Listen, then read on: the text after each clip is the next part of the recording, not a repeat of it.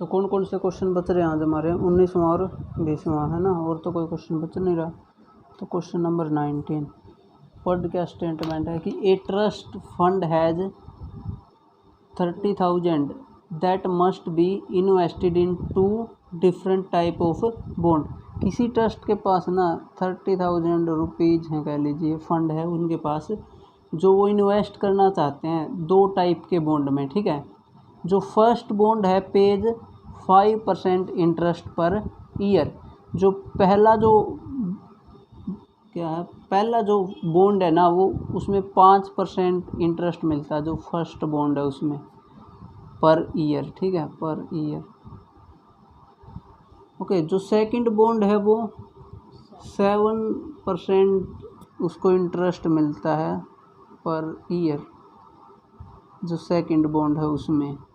अब वो क्या कह रहा है, determine how to divide 30,000 among these 2 types of bond, कि 30,000 को 2 टुकड़ों में डिवाइड करना है इस तरीके से कि if trust fund must obtain an annual total interest of ARS 1800 और BRS 2000। यानी कि फर्स्ट के केस में तो उसको 1800 रुपये इंटरेस्ट मिले और सेकंड के केस में 2000 रुपये मिले total interest of. Actually 2 question है ये, एक यहाँ तक है फिर नेक्स्ट यहाँ तक है। अब एक्चुअली अगर मान लिया वो फर्स्ट में X इन्वेस्ट कर देता है तो दूसरे में बचे हुए इन्वेस्ट करेगा 30,000 माइनस X इन्वेस्ट करेगा, है ना। अगर एक में X कर दिए तो दूसरे में 30,000 माइनस X करेगा नहीं इन्वेस्ट। या फिर ऐसे सोच सकती है, अगर मान लिया एक में X कर दिए दूसरे में Y कर दिए तो फिर X प्लस Y किसके इक्वल होगा? 30,000 के, ठीक है। फर्स्ट में X कर दिए, सेकंड में Y कर दिए, ये X कर दिए, सेकंड में Y कर दिए। अब एक्चुअल में है क्या चीज़, अब इसकी ना मैट्रिक्स मेथड से हम इसको सोल्व करने की कोशिश करेंगे। फर्स्ट पे जैसे इंटरेस्ट देखूँ तो मैं 5% मिल रहा है ना, और सेकंड पे इंटरेस्ट अगर मैं देखूँ तो 7% मिल रहा है मुझे। ये हो जाएगा एक चीज़ XY 57। तो जब इसकी मल्टीप्लाई करेंगे तो 5X plus 7Y is equal to किसके आना चाहिए, 5X plus 7Y is equal to, पहले केस में कितना इंटरेस्ट हमें चाहिए? 1800 रुपये चाहिए, है ना। और दूसरे केस में कितना चाहिए? 5X plus 7Y is equal to 2000। और टोटल X प्लस Y किसके इक्वल है? 30,000 के। एक्चुअली ये 5% है ना, इसका मतलब है 5/100 इसका मीनिंग है, ठीक है। 7/100, 5/100 और 7/100। एक्चुअल में ये इक्वेशन हमारे पास आ गई। अगर इनको मैं मैट्रिक्स मेथड में लिखना चाहूँ ना तो मैं इसको ऐसे लिख सकता हूँ,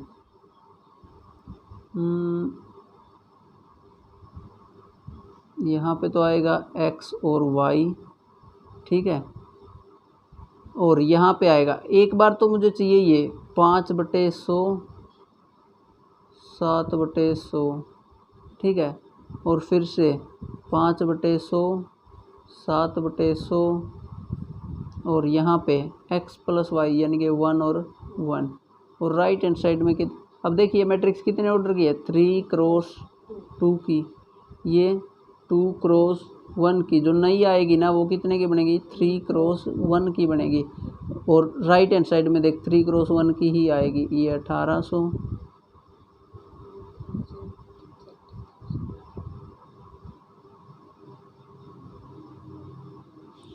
ठीक है। एक्चुअल में ये क्वेश्चन स्टार्ट यहाँ से होना चाहिए था कि matrix equation of the following is, अगर हम मान लें कि X फर्स्ट बॉन्ड में इन्वेस्ट करे, Y सेकंड बॉन्ड में इन्वेस्ट करे, तो पहले सबसे पहले मैट्रिक्स ये बन जाएगी। फिर इस मैट्रिक्स को सोल्व करेगी तो यहाँ पे पहुँच जाएगी। अब इक्वेशन आ गई तेरे पास 3 और सोल्व करनी है जस्ट X और Y की वैल्यू। एक बार ही तो इन दो को लेके X Y की वैल्यू सोल्व करनी है और एक बार इन दो को एक्चुअल में, क्योंकि ये सेम वे में सोल्व करेगी ना, फिर तो आंसर मैच नहीं होगा। तीनों से तो एक्स वाई की वैल्यू नहीं निकल सकती एक्चुअल में। तो इसकी एक्चुअली में ए पार्ट के लिए अलग से कर लेना, बी पार्ट के लिए अलग से। चल मैं इसको अब थोड़ा सा लिख देता हूँ अच्छे से इस क्वेश्चन को। लिखेंगे कैसे इस क्वेश्चन को, ठीक है।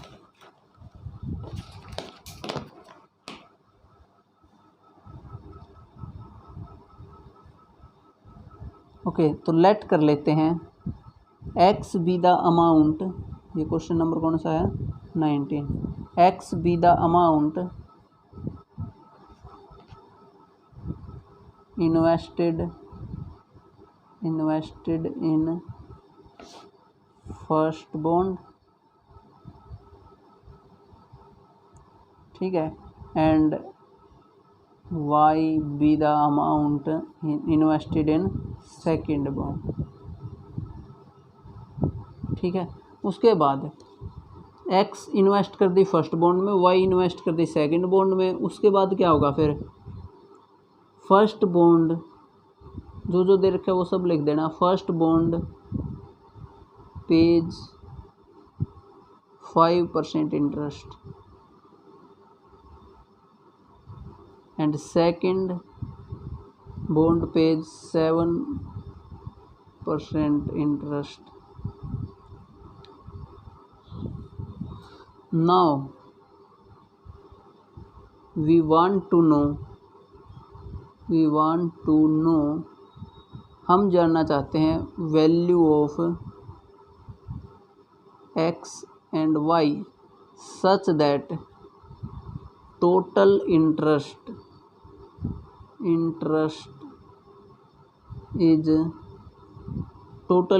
इज इन पार्ट ए कितना है 1800 रुपये, ठीक है। Total interest in a part a. और टोटल गिवन अमाउंट कितनी थी, गिवन अमाउंट थी 30,000, ठीक है। तो अब यहाँ से एक्चुअल में जो देयरफॉर मैट्रिक्स इक्वेशन जो बनेगी ना, matrix representation of this is representation according condition, ठीक है। अकॉर्डिंग गिवन कंडीशन क्या बनेगी, ये बनेगी 1 5/100 7/100, यहाँ पे x और y। एक्चुअल में जब ये इससे मल्टीप्लाई होगा ना, क्या देगा x प्लस वाई, तो x प्लस वाई तो कितना होना चाहिए 30,000, तो ये तो इसलिए ऊपर लिख दिया मैंने। फिर ये इंटरेस्ट है, ये इंटरेस्ट चाहिए हमें 1800 रुपये, तो ये यहाँ लिख दिया। तो अब यहाँ से एक्चुअल में अब ये क्वेश्चन पिछले क्वेश्चन जैसा बन गया, इनकी मल्टीप्लाई करके इक्वल रख के एक्स वाई की वैल्यू निकाल लेनी है। ये तो पार्ट ए के लिए था। पार्ट बी के लिए इक्वेशन क्या बन जाएगी, ये तो सेम ही रहेगा 1 1, और ये भी सेम रहेगी 5/100 7/100 एक्स वाई, बस ये किसके इक्वल आ जाएगा इस केस में। ये तो टोटल अमाउंट तो 30,000 ही है अभी भी, बस फंड का जो इंटरेस्ट है वो बढ़ा दिया 2000। अब इसमें से भी एक्स वाई की वैल्यू सोल्व करनी है, जो आंसर आएगा वो फर्स्ट और सेकंड बॉन्ड में इन्वेस्ट करी गई मनी हो जाएगी, ठीक है। उसके बाद क्वेश्चन नंबर 20 है, क्या कहता है कि the book shop of particular shop has 10 dozen chemistry books, 8 दर्जन है जो फिजिक्स की बुक और 10 दर्जन इकोनॉमिक्स की बुक हैं, और उनके जो सेलिंग प्राइस हैं 80 60 और 40 हैं हर किसी के। Then find the amount of the book shop will receive from selling all the books using matrix algebra. Matrix का यूज करके इसको निकालना है। अब की क्या क्या गिवन है, 10 दर्जन तो जो हैं केमिस्ट्री की बुक हैं, और 8 दर्जन जो हैं फिजिक्स की बुक हैं, और 10 दर्जन ही इकोनॉमिक्स की बुक हैं। बस ये हैं, है ना।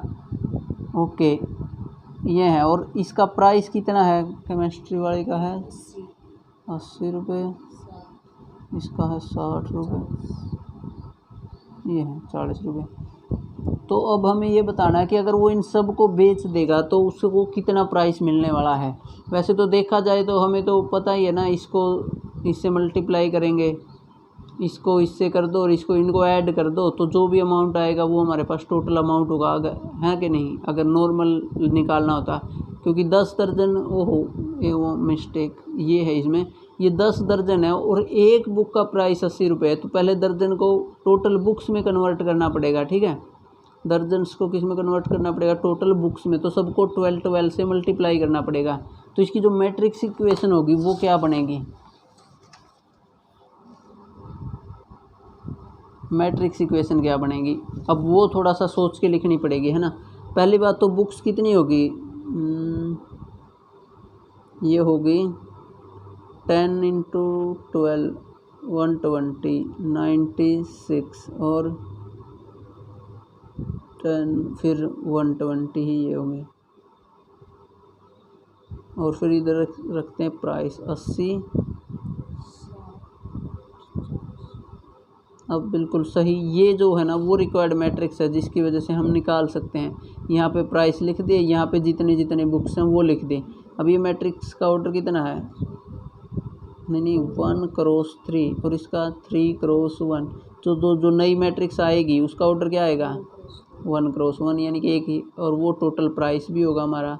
तो वो आएगी 120 × 80 प्लस में 96 × 60 प्लस 120 × 40।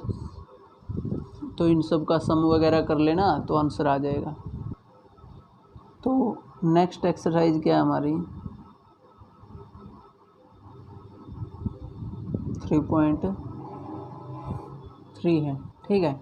ये एक्चुअली बहुत ही आसान एक्सरसाइज है। इसमें क्या करना है, आप ध्यान से देख। ए मान लिया कोई मैट्रिक्स है, ठीक है। मैं सपोज इसको A11 A12 A13 A21 A22 A23 मान लिया मैंने, यही ली कितने की 2 क्रॉस 3 की।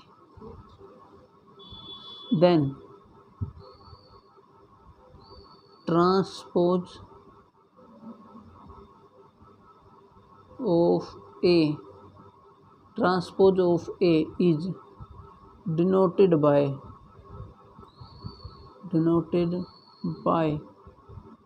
This A dash. अपनी बुक में A डैश यूज कर रहे हैं, वरना इन जनरल कुछ लोग AT से भी डिनोट कर देते हैं। T मीन्स ट्रांसपोज, दोनों नोटेशन सही हैं। A डैश मीन्स ट्रांसपोज, ठीक है।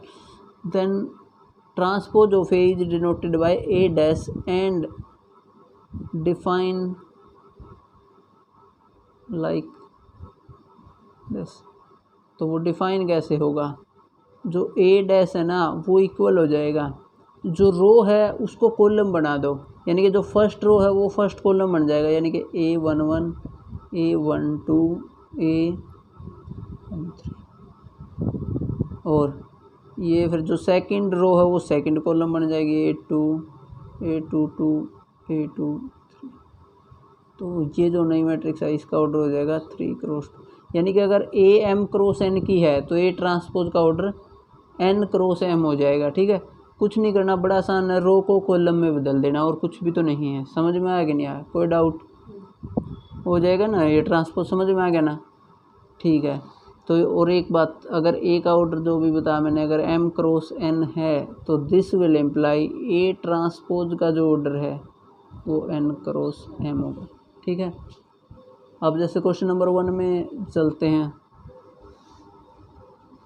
क्या कहता है क्वेश्चन नंबर 1 कि find the transpose of each of the following matrices. अब किसी भी मैट्रिक्स का ट्रांसपोज है वो निकलवाना चाह रहा है। जैसे कि ये मैट्रिक्स है, मान लिया 5 1/2 -1, तो इसका जो ट्रांसपोज है वो किसके इक्वल आ जाएगा, ये थी 3 क्रॉस 1 की, या कि 1 क्रॉस। तो ऐसे हिसाब पहले के सारे पार्ट हो जाएंगे, है ना, ठीक है।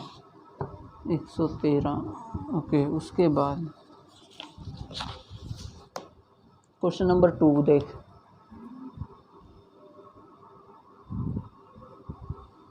क्वेश्चन नंबर 2 में क्या है, ए एक मैट्रिक्स गिवन है ऑर्डर 3/3 की, है ना, -1 2 3 4।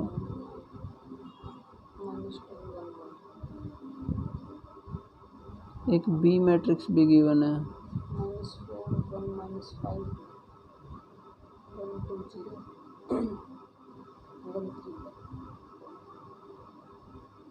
ओके। उसने वेरीफाई करने को बोला कि वेरीफाई करो कि जो फर्स्ट पार्ट है उसमें आपको चेक करना, पहले तो ए प्लस बी निकालनी है, यानी कि ए और बी का सम करना है, फिर उसका लेना है ट्रांसपोज और वो चेक करना वो इसके इक्वल आएगा क्या। पहले ए का ट्रांसपोज ले लेते और फिर बी का ट्रांसपोज और उनको ऐड कर देते, यानी कि ये चेक करना है, ठीक है। वेरीफाई आसान है ना, ये पता कर लेगी ना, जस्ट सम करना और ट्रांसपोज का मतलब समझ ही रहे, रो को कॉलम में या पहले कॉलम को रो में, तो वेरीफाई करना और ये सही आएगा, ठीक है। इन जर्नल भी ये रिजल्ट लिख ले, याद कर ले इस रिजल्ट को, कि अगर कोई पूछ ले कि ए प्लस बी का ट्रांसपोज अगर मैं लूँ तो वो हमेशा इसके इक्वल आएगा, a transpose plus b transpose के, हमेशा ये चीज़ सही होगी, ठीक है। और सेम चीज़ ए माइनस बी ट्रांसपोज के लिए भी होल्ड करती है, तो ये एग्जैक्टली इक्वल होगा a transpose minus b transpose. ये लगा ले, एक किस्म से थ्योरम है, तो वो ट्रू है, तो एक एग्जांपल लेंगे तो उसमें भी ट्रू होगी, ठीक है। तो सेकंड क्वेश्चन तो खुद कर लेगी। थर्ड क्वेश्चन में क्या गिवन है, थर्ड में ना पहले ए का ट्रांसपोज दे रखा है और एक मैट्रिक्स बी दे रखी है, ओके। ए का ट्रांसपोज दे रखा है, एक मैट्रिक्स बी दे रखी है। अब जैसे कि जब मैंने तुझे ट्रांसपोज की डेफिनेशन बताई तो यहाँ पे देख, मैंने ये बताया था कि कोई मैट्रिक्स अगर ए है तो उसका ट्रांसपोज ये आएगा। अब अगर मैं इसका एक बार और फिर से ट्रांसपोज निकाल देता, ट्रांसपोज कर देता, तो फिर क्या बन के आता मेरे पास, ये जो पहली रो थी ये क्या बन जाती, कॉलम, यानी कि A11 A21। जो सेकंड रो थी वो क्या बन जाती, second column A12 A22। Third जो रो थी वो क्या बन जाती, थर्ड कॉलम A13 A, यानी कि ये क्या आ गई फिर से, यानी कि ट्रांसपोज का अगर ट्रांसपोज करेंगे ना तो वो अगेन क्या आएगा, ए आएगा। ये भी एक रिजल्ट है, ठीक है। यानी कि ए ट्रांसपोज का ट्रांसपोज हमेशा किसके इक्वल होता है, ए के। अब जैसे ए ट्रांसपोज दे रखे है, बी दे रखी, तो ए निकालना यहाँ से आसान है ना। ए किसके इक्वल आ जाएगा, इस ट्रांसपोज वाले का एक बार और ट्रांसपोज ले दो, ए भी आ गया बी भी आ गया। फिर जो पूछा है कि ए प्लस बी का ट्रांसपोज निकालो इज इक्वल टू चेक करो ए प्लस ट्रांसपोज बी ट्रांसपोज, और ये सब फिर हो जाएंगे ना क्वेश्चन। अच्छा, क्वेश्चन नंबर 4 में फिर से ए ट्रांसपोज दे रखा है, ए ट्रांसपोज, तो पहले तो क्या निकालना पड़ेगा, ए इसका ट्रांसपोज लेके, और फिर क्या करना, ए में 2b जोड़ना है, फिर जो नई मैट्रिक्स आए उसको ए में इसमें जोड़ के और फिर उसका ट्रांसपोज ले देना है, ठीक है। ओके, क्वेश्चन नंबर 5 में देख, फिर क्वेश्चन नंबर 5 क्या कहता है, ए मैट्रिक्स दे रखी है, बी मैट्रिक्स दे रखी है, और इनके लिए वेरीफाई करना जो ए बी का ट्रांसपोज है ना वो इक्वल होगा बी का ट्रांसपोज और ए का ट्रांसपोज।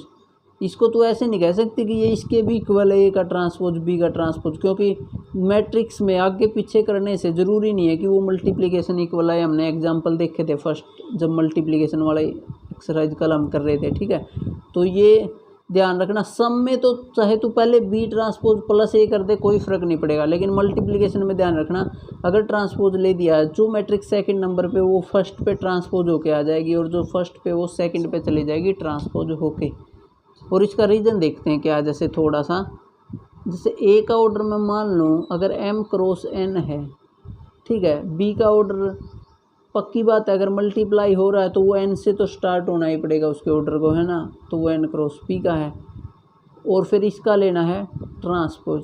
अब एक्चुअल में जब ये मैट्रिक्स मल्टीप्लाई होगी, जो मैट्रिक्स ए बी आएगी उसका ऑर्डर कितना हो जाएगा, m क्रॉस p, और फिर इसका ट्रांसपोज है, तो यानी कि ट्रांसपोज होने के बाद ये जो मैट्रिक्स आएगी उसका, ये तो ए बी का ऑर्डर हो गया, तो जो ए बी का ट्रांसपोज वाली मैट्रिक्स आएगी उसका ऑर्डर हो जाएगा p क्रॉस m। है ना, P क्रॉस M। अगर मान लिया मैं इनको चेंज नहीं करता, डायरेक्ट मैं ऐसे देखना चाहूँ A का ट्रांसपोज और फिर B का ट्रांसपोज, अब ध्यान से देखिए A ट्रांसपोज का ऑर्डर क्या हो जाएगा, N क्रॉस M। ये ट्रांसपोज यहाँ लिख लें अगर कन्फ्यूजन हो। B के ट्रांसपोज का ऑर्डर क्रॉस M। अब M और P का तो हमें पता नहीं ना इक्वल है कि नहीं, M और P का तो पता नहीं ना इक्वल है कि नहीं, लेकिन हमें ये पक्का पता है ना कि जो B के ट्रांसपोज का ऑर्डर है P क्रॉस N है, जो A के ट्रांसपोज का ऑर्डर है वो N क्रॉस M है, तो ये तो इक्वल है ना इस केस में, इसीलिए ये वाली चीज़ डिफाइन है। तो हमेशा ध्यान रखना जब भी मल्टीप्लिकेशन में ट्रांसपोज आ जाए A B का ट्रांसपोज, वो हमेशा किसके इक्वल होगा, P ट्रांसपोज A ट्रांसपोज की, ये चीज़ याद भी होनी चाहिए, ठीक है। उसके बाद है उसके बाद क्या है, उसके बाद है कि अगर A B और C आपको 3 मैट्रिक्स दे के ट्रांसपोज दे दे तो क्या होगा, है कि नहीं, A B C का ट्रांसपोज दे दे तो क्या होगा।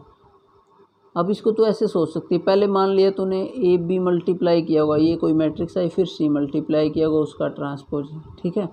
तो अब ये एक पूरी मैट्रिक्स है, इसको एज ए सोच A या X कुछ भी सोच, और ये C, तो ट्रांसपोज क्या करता है, सेकंड वाली को तो फर्स्ट पे ले आता, जो फर्स्ट पे मैट्रिक्स है वो A B का ट्रांसपोज, ठीक है, और फिर ये C ट्रांसपोज। अब इस पे लगाएंगे तो B आगे आ जाएगा और A बाद में, यानी कि A B C का ट्रांसपोज क्या होता है, C का ट्रांसपोज B का ट्रांसपोज A का ट्रांसपोज, समझ में आ गया।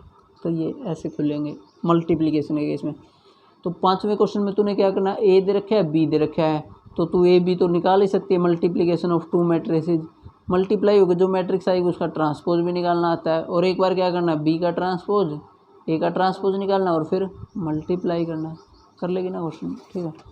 उसके बाद नेक्स्ट देख, नेक्स्ट भी सारे आसान ही क्वेश्चन है, कुछ खास है नहीं, जस्ट कैलकुलेशन है। 115, ओके, क्या है फिर इस पर क्वेश्चन नंबर कौन सा आ गया, 6 का फर्स्ट पार्ट है और सेकंड पार्ट है, और वेरीफाई करना कि A transpose A is equal to identity होगा, दोनों में सेम ही वेरीफाई करना है। तो कौन सा पार्ट करवाऊँ मैं, फर्स्ट करवा देते हैं, ओके। फर्स्ट में A क्या गिवन है,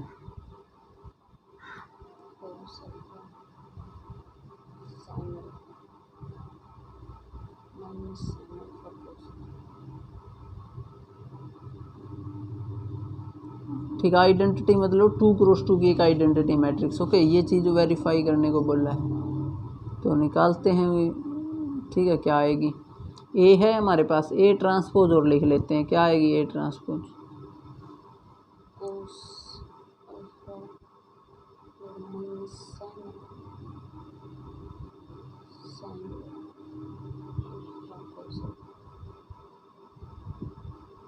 ये ध्यान रखना चाहिए, 2/2 में तो जस्ट ये तो यहीं रहेंगे, ये इधर आ जाएगी, ये इधर, 3/3 की तो जो वहाँ वाली थी वो यहाँ आ जाएगी, यहाँ वाली वहाँ चले जाएगी, ये नीचे वाली इधर आ जाएगी, ऐसे ही चलता है, ठीक है, समझ में आ गया। उसके बाद A ट्रांसपोज आएगा, अब निकालना क्या हमें, A transpose into A transpose into A, चलो मैं सोल्व कर देता हूँ। A ट्रांसपोज लिख लेते हैं पहले, cos alpha minus sine alpha, sine alpha cos alpha, और ये बंद, और यहाँ पे क्या आएगा, cos alpha minus sine alpha, फिर sine alpha cos alpha,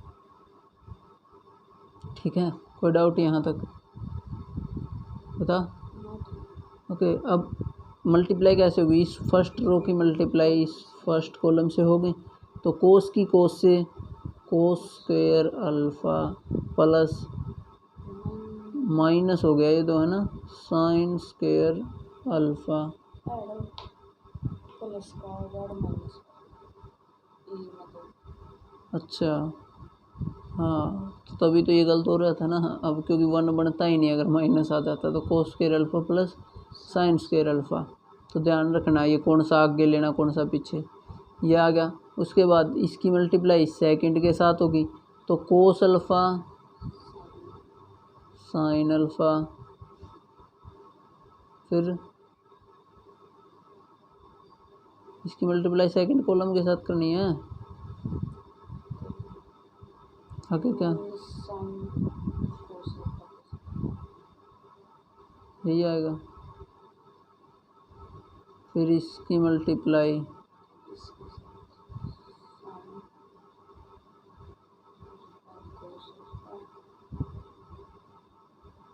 sign की कोस के साथ, फिर कोस की साइन के साथ,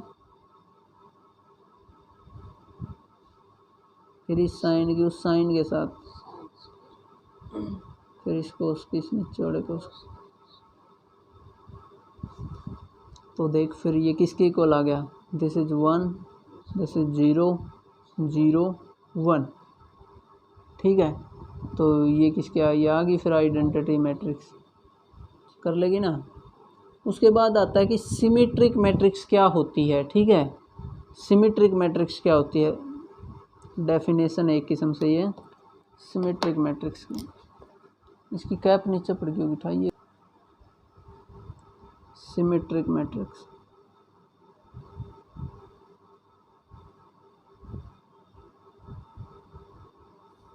ओके, सिमेट्रिक मैट्रिक्स आती है a matrix A if a matrix A satisfy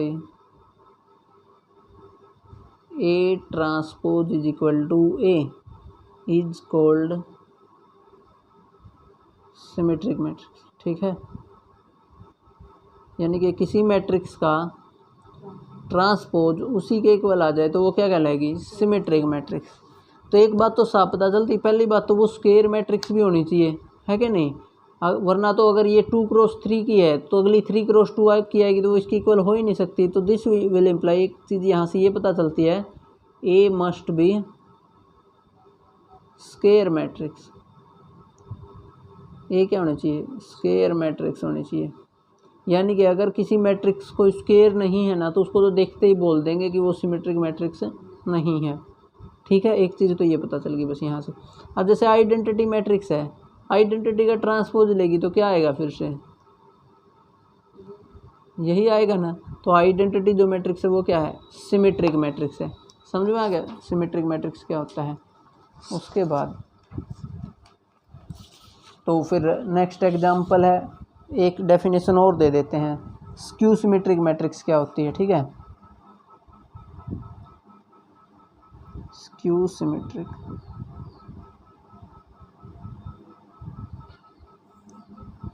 A transpose is equal to minus A जिसमें आ जाए वो क्या कहलाएगी, स्क्यू सिमेट्रिक मैट्रिक्स। ठीक है, सिमेट्रिक में तो वही आनी चाहिए और स्क्यू में क्या होना चाहिए, जस्ट माइनस कॉमन लेके इसके इक्वल आनी चाहिए, नेगेटिव कॉमन आ जाए और फिर ए बच जाए। तो जैसे क्वेश्चन नंबर 7 का फर्स्ट पार्ट है, वो कह रहा है कि शो करो कि ये सिमेट्रिक मैट्रिक्स है। ए क्या गिवन है, 1 -1 5 -1 2 1 5 1 3। ठीक है, अब ध्यान से देखिए ट्रांसपोज क्या आएगा, 1 जो ये वाला एलिमेंट है वो यहाँ आता है, यहाँ वाला यहाँ आता है और यहाँ पे भी सेम ही है। फिर ये एलिमेंट यहाँ चला जाता है, -1 2 यहीं रहेगा, ये तो 1 इधर आ जाएगा, फिर ये 5 1 3, तो सेम ही आई। तो ये ट्रांसपोज किसके इक्वल है, ए के। अच्छा, एक चीज़ और, क्या, जैसे कि अगर मैं किसी मैट्रिक्स को देखूं, एक मैट्रिक्स इस टाइप की है ना, A11 A12 A13 A21 A22 A23 A31 A32 A33, ये एक मैट्रिक्स है मान लिया मेरे पास। इसका ट्रांसपोज क्या आएगा, ए ट्रांसपोज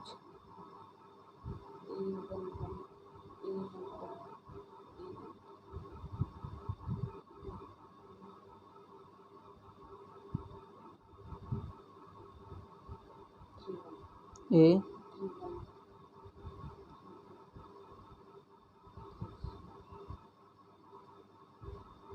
ठीक है। अगर मैं ये कहता हूँ कि ए सिमेट्रिक है, इफ़ ए इज सिमेट्रिक, अगर मैं ये कहता हूँ ये क्या है, सिमेट्रिक है, इसका मतलब क्या है, A transpose is equal to A. इसका मतलब है कि ये दो मैट्रिक्स क्या आपस में इक्वल हैं।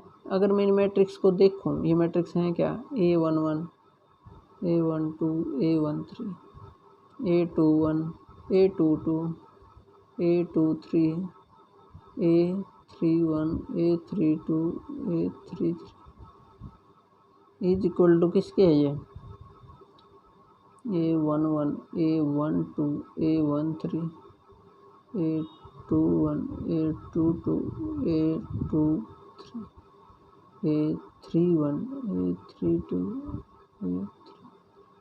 ये इक्वल है कि नहीं।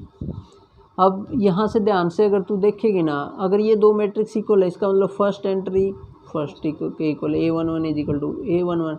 नेक्स्ट क्या कहती है, A12 किसके इक्वल होने चाहिए, A21 के। A11 तो इक्वल है ही A11 के। A12 किसके इक्वल होने चाहिए, A21 के। A13 किसके इक्वल होने चाहिए, 31 के। सीधा मैं अगर A23 पूछूँ तो वो किसके इक्वल आने चाहिए, A32 के। मैं तुमसे 31 पूछूँ तो 13 के। A33 पूछूँ तो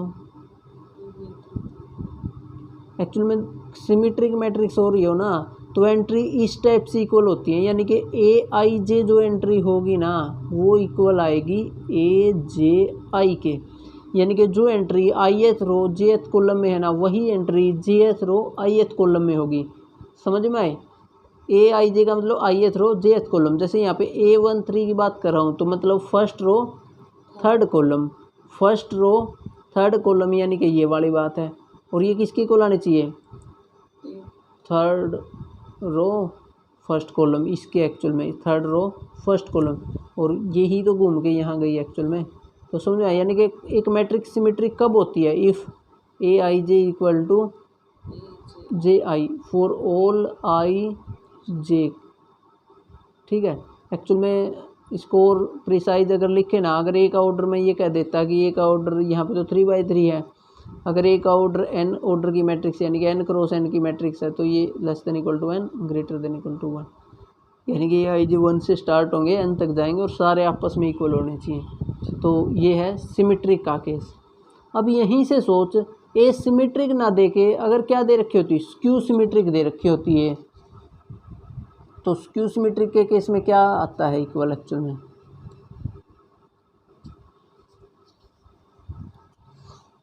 कितने पेज हो,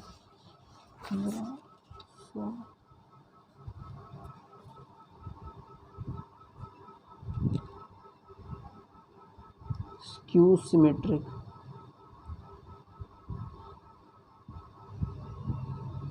ओके, स्क्यू सिमेट्रिक की डेफिनेशन हमने पढ़ी कि ए ट्रांसपोज किसके इक्वल होना चाहिए, -a के, है ना।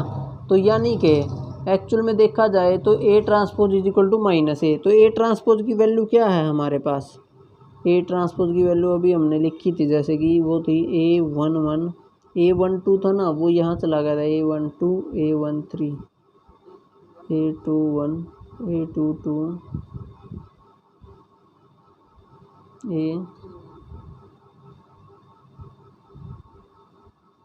ये तो आ गया A ट्रांसपोज।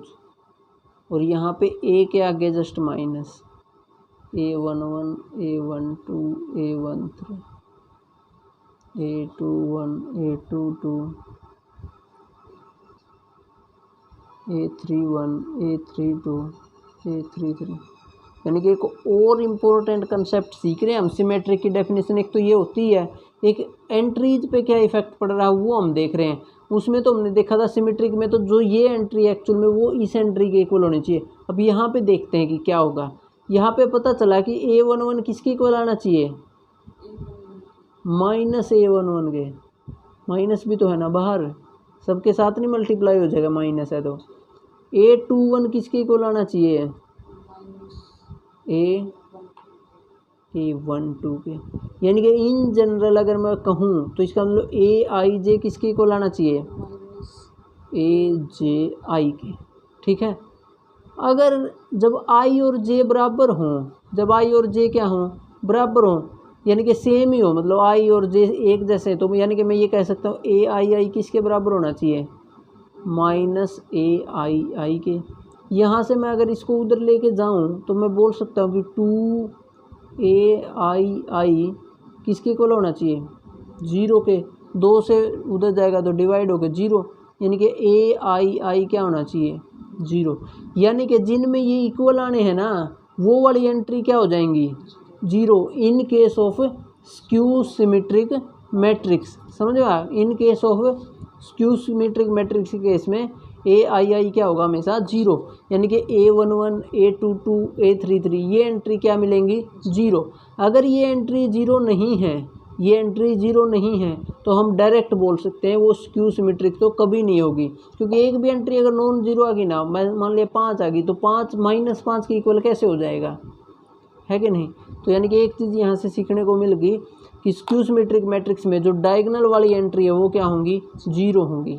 ठीक है, इफ एंड ओनली केस अगर वो 0 नहीं है ना तो हम नहीं बोल सकते कि वो क्या स्क्यू सिमेट्रिक होगी। जैसे सेकंड पार्ट में हमें शो करने को बोल रहा है, 6 का जो सेकंड पार्ट है कि शो करो कि ये मैट्रिक्स स्क्यू सिमेट्रिक है, तो इसका ट्रांसपोज लेके चेक करना तुम्हें। लेकिन ध्यान से देखो, ऑलरेडी उसने यहाँ पे एंट्रीज डायगोनल वाली 0 दे दी।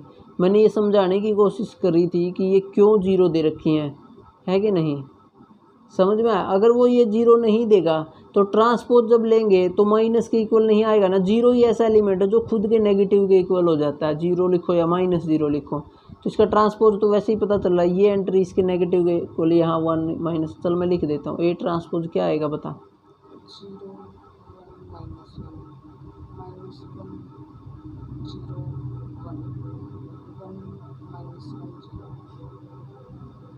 अब ध्यान से देगा, अगर मैं माइनस कॉमन लेता हूँ तो हर एक एलिमेंट में से माइनस कॉमन लेना पड़ेगा, है ना।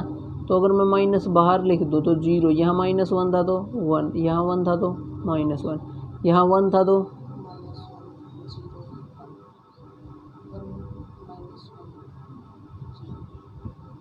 अब ध्यान से देखा आगे ना हो फिर से ऊपर वाले मैट्रिक्स माइनस है, तो therefore A is skew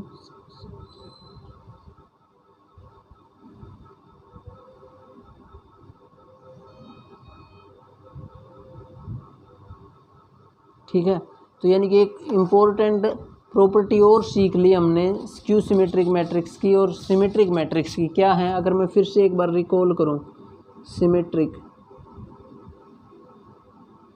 symmetric में क्या होगा, पहली बात तो ए transpose is equal to A होगा, और सेकंड अगर इसी की प्रॉपर्टी की बात करें तो मैं ये कह सकता हूँ ए आई जे इज इक्वल टू ए जे आई के होगा। और अगर मैं मान लेता हूँ ये n क्रॉस n की थी, ठीक है, तो ये ट्रांसपोज ने भी n क्रॉस n की ही होना था, तो ये है जो 1 से greater than equal to i j less than equal to n। इसका मतलब है ना, ये हो गया कि आई जो है 1 और n के बीच में है, जे भी 1 और n के बीच में है, तो कुछ भी हो सकता है। यानी कि एक टाइम पे आई को 2 ले लो, 3 ले लो, तो सारे एलिमेंट कवर होते चले जाएंगे। ठीक है, तो ये इक्वल आ जाने चाहिए, यहाँ पे इसकी कोई ज़रूरत नहीं, यहाँ पे कोमा होना चाहिए बस, जस्ट आई और जे दोनों एक साथ एक और n के बीच के कुछ भी एलिमेंट हो तो ये चीज़ होगी सिमेट्रिक। स्क्यू सिमेट्रिक के लिए क्या है,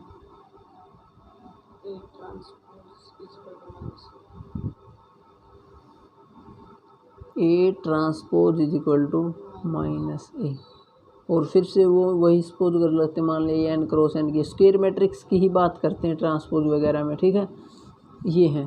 तो अब इसके केस में ये तो फर्स्ट डेफिनेशन है। सेकंड एक चीज़ हमने ऑब्जर्व करी थी, ए आई जे किसके इक्वल होना चाहिए, माइनस ए जे आई के। ठीक है, माइनस ए जे आई के किसके लिए, फॉर ऑल 1 से greater than equal to y और जे और less than equal to n. ठीक है, आल्सो ये नोट कह ले या रिमार्क कह ले इसको, if A is symmetric, skew symmetric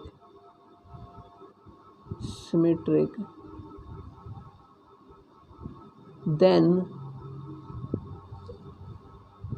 all the diagonal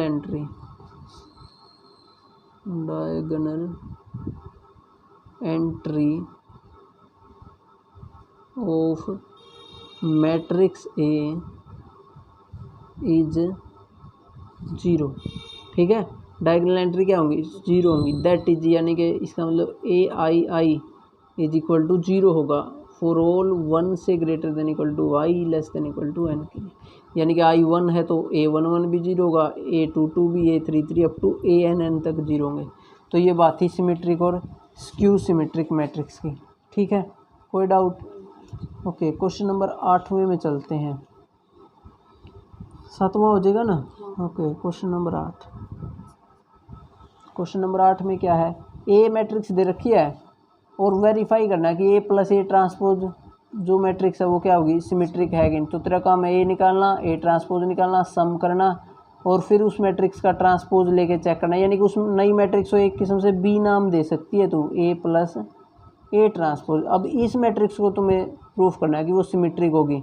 एक को सी नाम दे लेना, ए माइनस ए ट्रांसपोज वाली को, और प्रूफ करना ये स्क्यू सिमेट्रिक मैट्रिक्स होगी। ठीक है, अब बी को तुझे सिमेट्रिक दिखाना तो एक किस्म से क्या दिखाना पड़ेगा, बी का जो ट्रांसपोज है, ब्रैकेट तो वैसे आएगी, बी का ट्रांसपोज क्या आना चाहिए।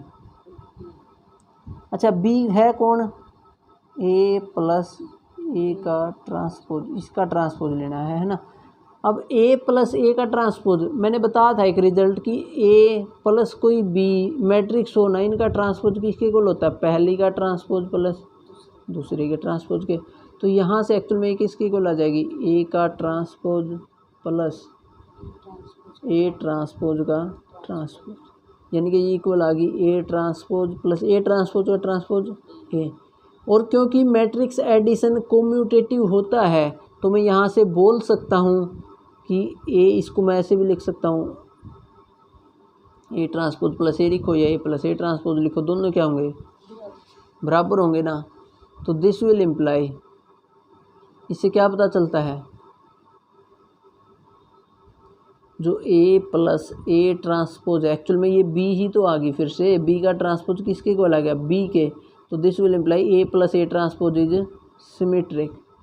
यानी कि ये रिजल्ट हमें बताता है कि तुम कोई भी मैट्रिक्स ले लो ए, चाहे ए सिमेट्रिक हो या स्क्यू सिमेट्रिक हो या कुछ भी हो, लेकिन ए प्लस ए ट्रांसपोज ना, ये वाली जो मैट्रिक्स वो हमेशा सिमेट्रिक आएगी, ये वाली जो मैट्रिक्स है वो हमेशा क्या आएगी, सिमेट्रिक आएगी। अब चेक करते हैं ये मैट्रिक्स क्या आएगी, ये माइनस ए ट्रांसपोज वाली।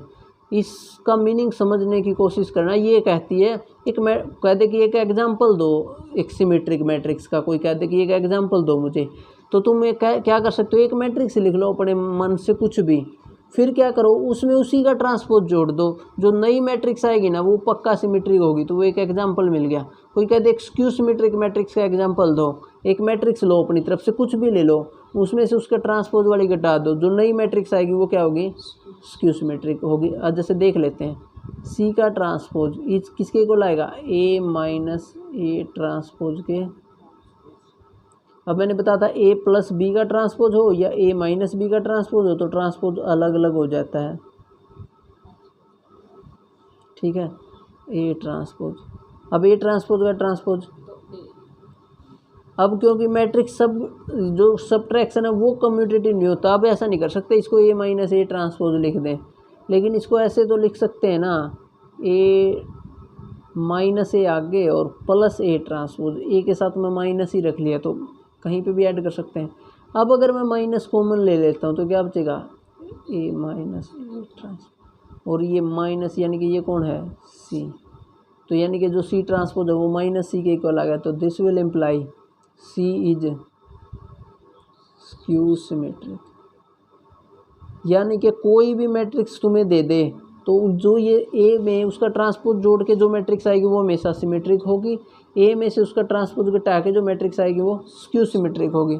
तो तुमने ये चीज़ इस एग्जांपल लेके, एक एग्जांपल ये दोनों चीज़ निकाल के वेरीफाई करके देखनी है सही आएगी कि नहीं। ठीक है, कर लेगी ना वेरीफाई।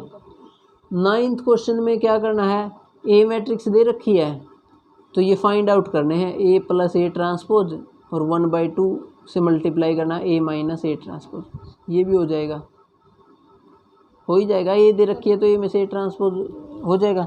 तो इसमें से मैं तुझे एक और चीज़ सिखाना चाहता हूँ 9th में, फिर एक्चुअली हमारा काम ख़त्म हो जाएगा। मैं एक्चुअल में ये देखना चाह रहा हूँ कि इनका सम किसके को लाएगा, A plus A transpose plus 1/2 A minus A transpose, ये सम किसके को लाएगा। ठीक है, अब बताइए किसकी को लिख सकते हैं। ध्यान से देखा, एलसीएम क्या आ जाएगा, ऊपर क्या बचेगा,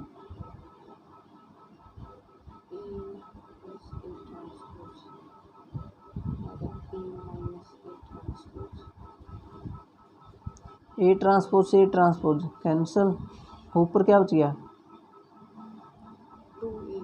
2a, नीचे 2, तो क्या आ गया, है क्या नहीं। अब एक्चुअल में क्या होगा, किसी भी मैट्रिक्स ए को मैं चाहूँ तो ऐसे लिख सकता हूँ फिर, यानी कि 1/2 ए प्लस ए ट्रांसपोज प्लस 1/2 लिख सकता हूँ ना, क्योंकि इनका सम क्या रहा है, ए आ रहा है। तो every matrix a can be expressed as sum of these two matrix. और ध्यान से देखिए, ये मैट्रिक्स कैसी थी, सिमेट्रिक। ये मैट्रिक्स कैसी थी, स्क्यू सिमेट्रिक थी। तो यानी कि और 1/2 से मल्टीप्लाई करने से सिमेट्रिक या सिमेट्रिक पे कोई फर्क नहीं पड़ेगा। सिमेट्रिक है तो सिमेट्रिक ही रहेगी, स्क्यू सिमेट्रिक है तो स्क्यू सिमेट्रिक ही रहेगी। यानी कि एक चीज़ और पता चल गई, every matrix a can be expressed as sum of symmetric plus skew symmetric matrix. ठीक है, every matrix a can be expressed as sum of symmetric plus skew symmetric matrix. यानी कि every matrix A can be expressed as sum of symmetric and skew symmetric matrix। ठीक है, अगर मान लेते हैं लेट A जो है ना वो इज इक्वल टू है P प्लस क्यू के, ए किसके इक्वल है, P प्लस क्यू के। यानी कि P क्या होगी, सिमेट्रिक, और Q क्या है, स्क्यू सिमेट्रिक। तो एक्चुअल में जो P की जो वैल्यू आएगी ना, वो आएगी 1/2 ए प्लस ए ट्रांसपोज, और Q की जो वैल्यू आएगी वो 1/2। तो हर क्वेश्चन में, 10वें क्वेश्चन में अब तुम्हें क्या करना है, P और Q की वैल्यू निकालनी है। P और Q की क्या लिख रखा है, express the following matrix sum of symmetric and skew symmetrics. तो तुम्हें क्या करना है, P और Q की वैल्यू निकालनी है बस। ठीक है, P और Q की वैल्यू, P की कैसे निकलेगी, ऐसे, Q की ऐसे। जैसे कि मैं क्वेश्चन नंबर 10वें के फर्स्ट पार्ट में करके दिखा रहा हूँ। ए क्या किसके इक्वल है,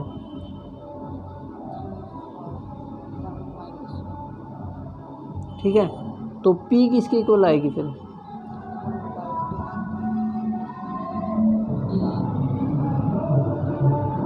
ए क्या है 3, ठीक है, तो ये क्या आएगा 0, नहीं -2 है ना, -2। तो अब क्या करो, 2 से क्या कर दो, डिवाइड कर दो इसको। ठीक है, 2 से डिवाइड करोगे तो 3 तो ठीक है, ये 3 - 1, ये कौन आ गई, P आ गई। अब निकाल लेते हैं Q और निकाल लेते हैं। कितने पेज हो गए, 118 119।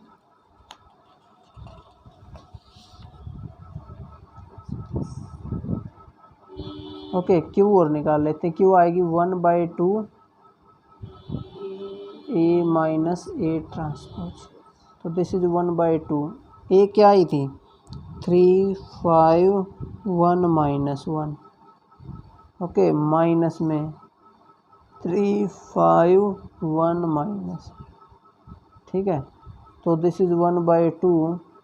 3 में से 3 गया तो 0 4, तो फिर क्या आ गया ये, और देख पता भी चला ये स्क्यू सिमेट्रिक मैट्रिक्स है कि नहीं, है ना। और ये 3 3 1 -1, तो देयरफॉर जो हमारी ये मैट्रिक्स थी ना, ये क्या थी, ये थी 3 5 1 माइनस 1, तो उसको लिख सकते हैं sum of P and Q. P आई थी 3 माइनस 1 और प्लस ये क्यू 0 2। अब ध्यान से देखेगी ना, जब इनको सम करेगी ध्यान से देख, 3 + 0 3 आएगा, 3 + 2 5, 3 - 2 1 और -1 और 0 -1। तो यानी कि इस मैट्रिक्स को ऐसे लिखा जा सकता है। यानी कि अब लेकिन लिखने का तरीका क्या था, कहाँ से पता चला, वो पी और क्यू की हेल्प से। ठीक है, तो इन सभी क्वेश्चंस में ये काम करना, पी और क्यू निकल, और इसको ऐसे ही छोड़ देना है। ऐसा नहीं करना कि फिर से इनको जोड़ के उल्टा ये बना दे, ऐसे ही सम में छोड़ना इनको। ठीक है, तो ये आई थिंक एक्सरसाइज हो गई होगी कंप्लीट। एक दो क्वेश्चन और बचा तो इनको और बता देता हूँ फटाफट, इन ये ऑप्शनल है। ओके, पढ़ क्या कहा, A and B are symmetric matrix of same order, then A B minus B A is A B minus B A B minus B A क्या होगी, स्क्यू सिमेट्रिक होगी कि सिमेट्रिक होगी कि जीरो होगी, क्या आइडेंटिटी होगी। ठीक है, तो ये बताना होता है। ठीक है, अब चेक करते हैं ए बी माइनस बी ए क्या होगी। अब थोड़ा सा ध्यान देना तो इस पर, अब तू खुद ही बता देगी। Okay, A B minus B A का ट्रांसपोज चेक करते हैं किसकी को लाता है। मान लेते हैं ये कोई सी मैट्रिक्स है, कौन, ए बी माइनस बी ए, तेरे आसानी के लिए। अब ए बी माइनस बी ए का जो ट्रांसपोज एक्चुअली वो किसके इक्वल आएगा, ए बी का ट्रांसपोज अलग से माइनस ए का ट्रांसपोज अलग से, क्योंकि अब ये एक मैट्रिक्स है एक किस्म से, ये एक पूरी मैट्रिक्स है, तो सम या डिफरेंस हो तो ट्रांसपोज अलग अलग हो जाता है। अब ए बी का ट्रांसपोज किसके को लाएगा, बी का ट्रांसपोज ए का ट्रांसपोज माइनस ये किसके को ला जाएगा, ए का ट्रांसपोज। ए बी के बारे में कुछ बता रखा गया, ए एंड बी कैसी हैं, सिमेट्रिक मैट्रिक्स हैं सेम ऑर्डर की, ए और बी सिमेट्रिक हैं। अच्छा, ये गिवन है ए और बी सिमेट्रिक है, तो इसका ए ट्रांसपोज ए के इक्वल है बी ट्रांसपोज बी के इक्वल, तो यहाँ पे यूज कर लेते हैं बी ट्रांसपोज की जगह बी, ए ट्रांसपोज की जगह माइनस ए बी, तो ये आ गया B A minus A B, और वो था A B minus B A, तो इसको ऐसे लिख सकते हैं। पहली बात तो A B plus B A, minus common ले लेते हैं,